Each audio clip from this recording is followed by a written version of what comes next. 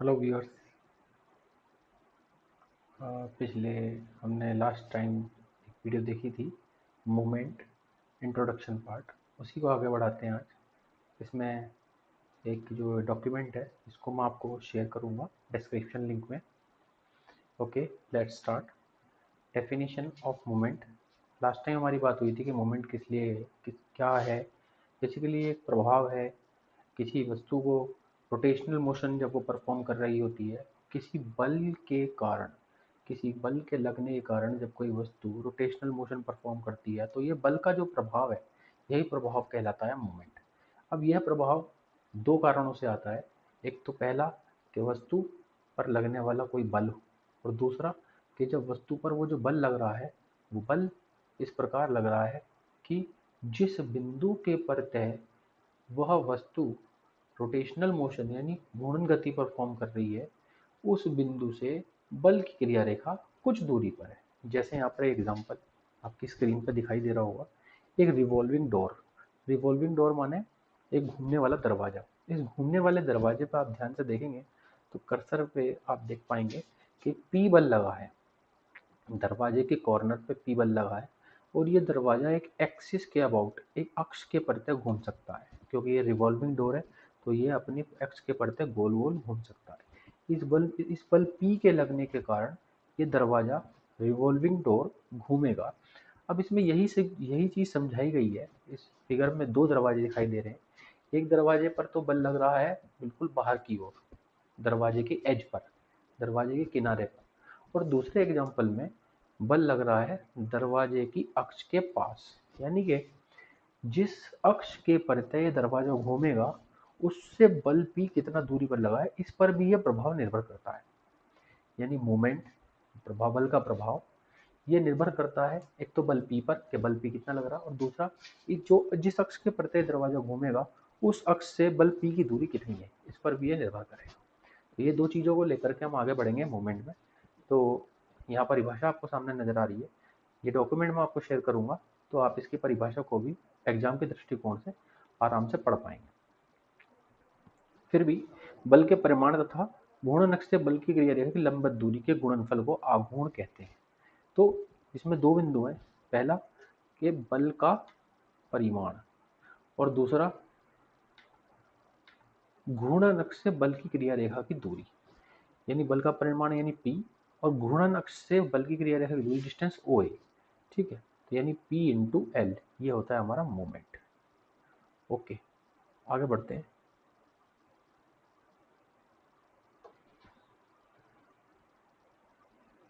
अब ये मोमेंट जो है ये एक वेक्टर क्वांटिटी, यानी वेक्टर क्वांटिटी यानी सदिश राशि है। यानी यह इसकी कोई दिशा भी होगी। सदिश राशि वह राशियां होती हैं जिनके पास परिणाम परिमाण भी होता है, परिमाण माने मैग्नीट्यूड, और दूसरा डायरेक्शन यानी दिशा भी होती है। तो इस मोमेंट के पास दिशा भी होगी। अब ये देखेंगे कि इसमें दिशा क्या क्या हो सकती है। दूसरी बात, इसका जो यूनिट है यानी इकाई है बल आघूर्ण, इसकी इकाई हो जाएगी फोर्स इंटू डिस्टेंस यानी न्यूटन मीटर। ठीक। अब इसमें एक नोट करने वाली इंपॉर्टेंट बात यह है कि इस बल आघूर्ण का मान दो परिस्थितियों में शून्य हो सकता है। पहली परिस्थिति या तो पी जीरो हो जाए, दूसरी परिस्थिति ये एल जीरो हो जाए। पी जीरो होने का सेंस क्या है कि जो बल लग रहा है उसी का परिमाण शून्य है, यानी कोई बल ही नहीं लग रहा है। अर्थात यदि कोई बल नहीं लगेगा तो कोई भी आघूर्ण यानी नहीं होगा, यानी बल का कोई भी प्रभाव नहीं होगा। दूसरी बात, ये L is equal to zero, यानी कि जो बल की जो क्रिया रेखा है वो उसी बिंदु से होके जाए कि जिसके परितः वह वस्तु रोटेशनल मोशन परफॉर्म कर रही है। यानी कि उसी बिंदु से होकर वह बल जा रहा है जिसके परितः आघूर्ण लिया जा रहा है। तो ये बड़ी इंपॉर्टेंट बात है यहाँ पर कि जिस बिंदु के प्रत्यय बॉडी रोटेशनल मोशन परफॉर्म करेगी हम लिखेंगे कि इस बिंदु के प्रत्यय ये आघूर्ण लिया गया है। अब बात आती है इसकी डायरेक्शन की, यानी दिशा। तो आघूर्ण की दो दिशाएं हो सकती हैं, एक क्लॉकवाइज यानी घड़ी के घूमने की दिशा में, या दूसरी एंटी क्लॉकवाइज यानी घड़ी के घूमने की उल्टी दिशा में। ये दो दिशाएं हो सकती हैं। हम चिन्ह परिपाटी के पर्पज से यानी साइन कन्वेंशन के पर्पज से क्लॉकवाइज मूवमेंट को नेगेटिव लेते हैं और एंटी क्लॉकवाइज मूवमेंट को पॉजिटिव लेते हैं। अब दूसरी बात ये कि देखना हम कैसे देख पाएंगे कि किसी बल के कारण किसी बिंदु के प्रत्यय जो आघूर्ण लग रहा है वो क्लॉकवाइज है या एंटी क्लॉकवाइज। इसको देखने के लिए थोड़ा ध्यान देंगे। सामने स्क्रीन पे आप देख रहे हैं कि एक एक छड़ है जिसका नाम है OA। इस OA छड़ पर एक बिंदु A पर P बल लग रहा है। इस OA छड़ पर बिंदु A पर P बल लग रहा है और ये जो OA छड़ है ये बिंदु O के परितः रोटेशनल मोशन करेगी, यानी ये बिंदु O के परितः घूम सकती है। तो जब ये बल P ये बिंदु O के परितः ये वस्तु घूम सकती है OA, तो OA किस प्रकार घूमेगी? ये बल P OA को नीचे की ओर घुमाएगा, यानी इसका जो मोशन होगा वो कुछ इस प्रकार होगा। ये कैसी डायरेक्शन है? घड़ी के घूमने की दिशा की डायरेक्शन, यानी इसको हम लिखेंगे क्लॉकवाइज।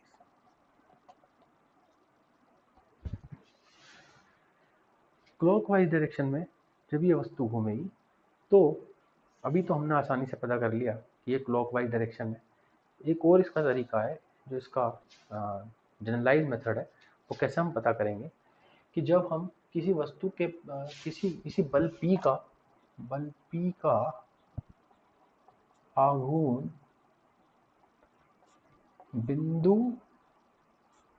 O के परितः हमने लिया है, ये क्या हुआ? बल का परिमाण इनटू बिंदु A की O से लंबवत दूरी, यानी P इंटू डी इस मोमेंट। अब ये जो जनरलाइज बात मैं बता रहा था कि हम इसकी डायरेक्शन को कैसे फाइंड आउट कर सकते हैं कि किसी बिंदु के परितः यदि हमको किसी बल का आघूर्ण लेना है तो उसकी दिशा कैसे डिसाइड करेंगे। अब मैं आपको एक एग्जांपल लेकर के बताता हूँ। मान लेते हैं कि हमें किसी बाहरी बिंदु O1 के परितः बल P का आघूर्ण लेना है, यानी किसी बाहरी बिंदु O के परितः बल P का आघूर्ण यदि हम लेंगे तो हम कैसे डिसाइड कर पाएंगे कि बल P का आघूर्ण O1 के परितः कैसा है। तो हमें यही करना है कि बल P के एरो से स्टार्ट करेंगे, यानी बल के एरो से स्टार्ट करना है और उस बिंदु को कि जिसके परितः हमको आघूर्ण लेना है, उस बिंदु को सेंटर मानते हुए एक वृत्त खींचेंगे, काल्पनिक वृत्त। और उस काल्पनिक वृत्त को जैसे जैसे हम ड्रॉ कर रहे हैं उसकी जो दिशा है, उसकी दिशा ही हमको बताएगी कि इसके परितः यानी बिंदु O1 के परितः इस बल P का आघूर्ण कैसा है। तो इस वृत्त की दिशा हमको दिखाई दे रही है एंटी क्लॉकवाइज। तो हम कह सकेंगे कि इस बल P का आघूर्ण बिंदु O1 के परितः एंटी क्लॉकवाइज है। ठीक, इसके बाद हम आगे बढ़ते हैं। दिशाएं हम देख चुके हैं। अब इम्पॉर्टेंट एग्जाम के दृष्टिकोण से बड़ा ही इम्पॉर्टेंट ये टॉपिक है वेरिग्नॉन थ्योरम। वेरिग्नॉन थ्योरम क्या कहती है? वेरिग्नॉन थ्योरम ये कहती है, ये एक स्पेशल केस है जनरलाइज थ्योरम का, मूवमेंट की जनरलाइज थ्योरम हम आगे पढ़ेंगे, उसका एक स्पेशल केस है। तो इसमें क्या होता है कि जब किसी वस्तु पर दो बल लगते हैं और वो दो बल लगने के कारण वह वस्तु दोनों बलों के प्रभाव में घूर्णन गति कर सकती है, तो उन दोनों बलों के प्रभाव के कारण होने वाला घूर्णन गति को यदि हम इस प्रकार से डिफाइन करें कि उन दोनों बलों को हटा दें और उन दोनों बलों के स्थान पर उसका परिणामी लगा दें। परिणामी का कॉन्सेप्ट हम पिछले चैप्टर में पढ़ चुके हैं कि जब किसी वस्तु पर दो बल कार्य करते हैं या तीन बल कार्य करते हैं, अनेकों बल कार्य करते हैं, तो हम उन बलों को हटाकर सिर्फ एक ही बल लगा सकते हैं और वह बल कहलाता है परिणामी बल, जिसका कि प्रभाव वैसा ही है जैसा कि उन सभी बलों का मिश्रित प्रभाव है। सेम चीज हमें यहाँ पर करनी है कि वेरिग्नॉन थ्योरम कहती है कि जब किसी वस्तु पर दो बल लगते हैं और वह वस्तु किसी बिंदु के प्रत्यय घूर्णन गति करना चाहती है या उन किसी बिंदु के प्रत्यय उसका कोई आघूर्ण है, तो दोनों बलों का आघूर्ण हम निकालेंगे और उन दोनों बलों के आघूर्ण को जोड़ेंगे और उन दोनों बलों के आघूर्णों का जो योग है वह उन दोनों बलों के परिणामी के आघूर्ण के बराबर होना चाहिए। देखते हैं। सामने स्क्रीन पर हमारे एक एग्जांपल है। एक रोड है ओ ए जिसके दो बिंदु हैं बी और सी। मैं रिपीट कर रहा हूँ, एक रोड है ओ ए जिसके दो बिंदु हैं बी और सी। बी पर एक बल लगा है क्यू और ए पर एक बल लगा है पी। यानी इस रोड ओ ए पर दो बल लगे हैं पी और क्यू। इन दोनों का परिणामी आर, तो परिणामी आर क्या होगा, R is equal to P plus Q. सीधी सी बात है। तो इन दोनों का परिणामी आर जो है ये कहना चाहता है कि यदि किसी बिंदु ओ के प्रति हम आघूर्ण ले, पी का आघूर्ण लें और क्यू का आघूर्ण लें और उनका बीजगणितीय योग करें। बीजगणितीय योग का मतलब यदि इसका आघूर्ण पॉजिटिव यानी एंटी क्लॉकवाइज है और इसका आघूर्ण क्लॉकवाइज है तो वो दोनों आपस में माइनस होंगे, घटेंगे या जो भी। तो देखते हैं, लेट्स स्टार्ट। यहाँ देखते हैं कि बिंदु ओ से ओ के प्रत्यय जब ये बिंदु P का आघूर्ण हम लेने जा रहे हैं तो बिंदु P का आघूर्ण O के प्रत्यय कैसा होना चाहिए, क्लॉकवाइज। O के प्रत्यय बिंदु P के एरो से हम स्टार्ट करेंगे और बिंदु O को सेंटर मानते हुए एक वृत्त खींचेंगे और ये वृत्त किस प्रकार घूम रहा है, क्लॉकवाइज। ये कर्सर का मूवमेंट आप देख सकते हैं, ये आपको दिखाएगा कि P के हम एरो से स्टार्ट किए हैं और O को सेंटर मानते हुए, केंद्र मानते हुए हमने एक वृत्त खींचा है। ये वृत्त जो है ये कैसा घूम रहा है, क्लॉकवाइज। यानी इस बल P का आघूर्ण O के प्रत्यय क्लॉकवाइज है। तो इसको लिखेंगे P इंटू ओ ए। डिस्टेंस कितनी है, ओ ए। ऐसे ही Q का आघूर्ण देखेंगे। Q का आघूर्ण O के प्रत्यय यहीं से स्टार्ट करेंगे जहां से Q का एरो है और एक केंद्र O को केंद्र मानते हुए एक काल्पनिक वृत्त खींचेंगे। Q के एरो से स्टार्ट करेंगे और O को केंद्र मानते हुए काल्पनिक वृत्त खींचेंगे। काल्पनिक वृत्त ये भी कैसा आ रहा है, क्लॉकवाइज। यानी दोनों का P और Q दोनों का मूवमेंट यानी आघूर्ण कैसा है, क्लॉकवाइज है। तो इन दोनों को सेम डायरेक्शन का इनका मूवमेंट है तो ये दोनों आपस में ऐड हो जाएंगे। तो हमने यहाँ पे लिखा है movement about point O is equal to P into O A plus Q into O B. ये क्या, वेरिंगटन थ्योरम के अनुसार ये क्या होना चाहिए, ये होना चाहिए R इंटू ओ सी। यानी इन दोनों बलों को यदि हम हटा करके सिर्फ R को लगा दें तो वेरिंगटन थ्योरम कहती है ये जो आघूर्ण है इन दोनों का P और Q का, ये किसके, R के आघूर्ण के बराबर होगा। ये वेरिंगटन थ्योरम हमारे सिलेबस में सिर्फ डेफिनेशन है, इसका प्रूफ हमारे सिलेबस में नहीं है। आगे बढ़ते हैं, आगे देखते हैं जनरलाइज्ड थ्योरम ऑफ मूवमेंट्स। जैसा कि अभी हमने पढ़ा वेरिंगटन थ्योरम में, तो वेरिंगटन थ्योरम में सिर्फ दो बलों की बात हो रही थी, लेकिन जनरलाइज्ड थ्योरम्स ऑफ मूवमेंट में बात होगी अनेकों बलों की। यानी यदि किसी दृढ़ पिंड पर अनेक समतलीय बल कार्य कर रहे हैं, यानी मैनी कोप्लैनर फोर्सेस, बहुत सारे समतलीय बल कार्य कर रहे हैं, तो उसी समतल में स्थित किसी बिंदु के प्रत्यय उन सभी बलों का हम यदि आघूर्ण निकालें और उनका बीजगणितीय योग करें, यानी क्लॉकवाइज को नेगेटिव मानते हुए एंटी क्लॉकवाइज को पॉजिटिव मानते हुए हम उनको जोड़ दें, तो उन सभी बलों के परिणामी का जो आघूर्ण आएगा उसी बिंदु के प्रत्यय वह उसके बराबर होगा। ऐसे ही यहाँ पर दिखाया जा रहा है। मान लेते हैं कि किसी दृढ़ पिंड पर पी क्यू एस टी ये इस तरीके से फोर्स कार्य कर रहे हैं और उनका परिणामी आर है। तो बिंदु ओ के प्रत्यय बलों के आघूर्ण ज्ञात करने हैं। बिंदु ओ के प्रत्यय यदि हम आघूर्ण लेंगे, इनकी दूरी कितनी है, लगातार दिखाई जा रही है। पी की दूरी d1 है ओ से, क्यू की दूरी d2 है, एस की दूरी d3 है और टी की दूरी d4 है और परिणामी बल आर की दूरी d है। तो हम ये इक्वेशन लिख सकते हैं कि P into D one plus Q into D two plus S into D three plus T and so on is equal to R into D. अब इसमें दो बातें बड़ी मुख्य हैं, ये जो हमें नोट करनी चाहिए, इस इक्वेशन से हमें समझना चाहिए। ये दो बातें मुख्य क्या है। सबसे पहली बात कि यदि इस इक्वेशन में ये आर का मान 0 हो जाए, इसका मतलब कि जितने भी बल लग रहे थे उन सभी का परिणामी का मान 0 है, उनका रिजल्टेंट 0 है। इसका अर्थ ये है कि जितने भी बल किसी बॉडी पर कार्य कर रहे हैं और उनका परिणामी 0 है, इसका मतलब ये सारे बल या जो वस्तु है वो साम्यावस्था में, यानी संतुलन की अवस्था में। और यदि हम यहाँ पर r का मान 0 कर दें तो ये सिग्मा m यानी मूवमेंट जो है वो क्या हो जाता है, 0 हो जाता है। इसका मतलब ना तो वस्तु ट्रांसलेटरी मोशन में है और ना ही वस्तु रोटेशनल मोशन में है। यानी कि वो कंप्लीट संतुलन की अवस्था में है। दूसरी कंडीशन क्या हो सकती है कि यदि ये डी का मान 0 हो जाए। अब ये डी का मान 0 यदि हो जाए तो डी का मान 0 कैसे होगा?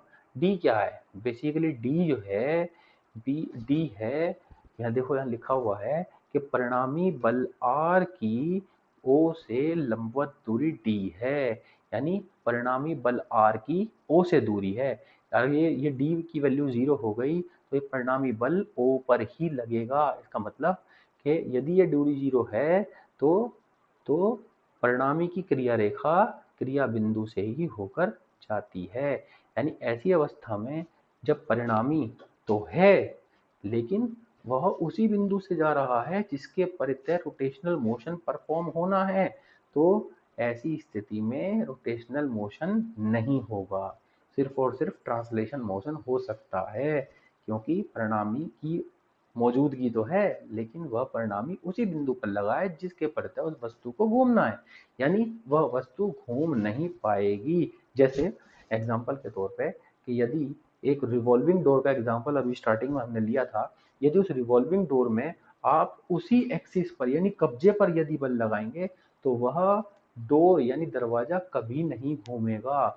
यानी हम दरवाजे के अगर कब्जे पर ही बल लगाएंगे तो क्या दरवाजा घूम पाएगा? नहीं। इसका मतलब हमारे द्वारा लगाया गया बल उसी अक्ष पे या उसी बिंदु पर लग रहा है जिसके प्रत्यय हमारी वस्तु को रोटेट करना है, रोटेशनल मोशन परफॉर्म करना है। ऐसी स्थिति में घूर्णन गति नहीं होती है।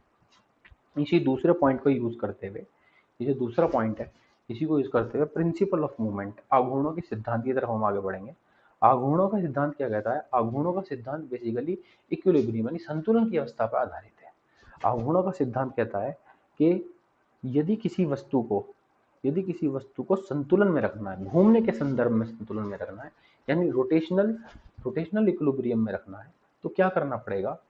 तो ये कहता है कि यदि किसी वस्तु को रोटेशनल इक्विलिब्रियम में है तो ये sigma M is equal to 0 है।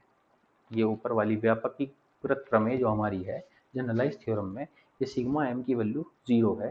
लेकिन ये P is equal P into D one, Q into D two, S into D three और T into D four and so on, जितने भी बल लगे हैं ये 0 नहीं है। इनकी कुछ ना कुछ वैल्यू है, यानी यानी कुछ बल इनमें से क्लॉकवाइज होंगे और कुछ बल इनमें से एंटी क्लॉकवाइज होंगे, तभी इनका समेशन क्या आएगा? 0 आएगा। इसका मतलब कि यदि कोई वस्तु घूमने के संतुलन में है और वह घूम नहीं पा रही है, ना तो इधर जा रही है और ना ही इधर जा रही है, इसका मतलब इस पर कुछ ऐसे बल लगे हैं जिनमें कुछ बलों का प्रभाव इसको क्लॉकवाइज घुमाने का है और कुछ बलों का प्रभाव इसको एंटी क्लॉकवाइज घुमाने का है, लेकिन इन दोनों का प्रभाव एक दूसरे से कैंसिल या निरस्त हो जाता है। इस स्थिति में ये प्रिंसिपल ऑफ मूवमेंट यानी आघूर्णों का सिद्धांत कहता है कि यदि कोई वस्तु घूमने के संदर्भ में संतुलन में है तो उस बिंदु के परितः जिसके परितः वह घूमना चाहती है, उस बिंदु के परितः जो बल लगे हैं उन बलों में कुछ बल ऐसे होंगे कि जो इसको क्लॉकवाइज घुमाना चाहेंगे और कुछ बल ऐसे होंगे जो इसको एंटी क्लॉकवाइज घुमाना चाहेंगे। तो उनका आपस में जो प्रभाव होगा वो समान होगा, यानी क्लॉकवाइज जो मूवमेंट्स आएंगे वो एंटी क्लॉकवाइज मूवमेंट्स के बराबर होंगे। यही आघूर्णों का सिद्धांत है। यहाँ पर एग्जांपल लेकर के हमने इसको देखा है कि एक टेबल है या एक बॉडी है। इस बॉडी पर 4 बल लगे हैं, P1, P2, P3, P4, और इनका जो घूमने वाली अक्ष यानी अक्ष ए से जो दूरी है वो क्रमशः L1, L2, L3 और L4 है, लंबवत दूरियां हैं। तो इसका यदि हम मूवमेंट निकालना चाहें, total movement, summation of movement, तो देखेंगे कि बल P1 इस बॉडी को क्लॉकवाइज घुमाना चाहेगा, तो इसका जो मूवमेंट आएगा वो आएगा P1 इंटू L1 और नेगेटिव। नेगेटिव क्यों? क्योंकि ये इसको क्लॉकवाइज घुमाना चाह रहा। अब P2 की बात करते हैं, तो P2 बल इस बॉडी को इस अक्ष ए के परितः एंटी क्लॉकवाइज घुमाना चाहेगा। एंटी क्लॉकवाइज यानी पॉजिटिव, तो प्लस P2 इंटू L2। बल P3 की बात करें तो बल P3 इसको क्लॉकवाइज घुमाना चाहेगा, तो माइनस P3 L3 और बल P4 इसको एंटी क्लॉकवाइज घुमाना चाहेगा तो plus P4L4 is equal to 0, क्योंकि ये वस्तु जो है घूमने के संदर्भ में संतुलन में है, रोटेशनल इक्विलिब्रियम में है, इसलिए इज इक्वल टू 0। तो P1L1 प्लस P3L3 जो कि कैसे मूवमेंट थे, क्लॉकवाइज मूवमेंट, और P2L2 प्लस P4L4 यानी कैसे थे, एंटी क्लॉकवाइज मूवमेंट, ये आपस में एक दूसरे के बराबर है। चलिए अब हम इतना तो सीख चुके हैं कि मोमेंट कैसे लेते हैं और मोमेंट की वैल्यू यानी बलों के आघूर्ण का प्रभाव क्या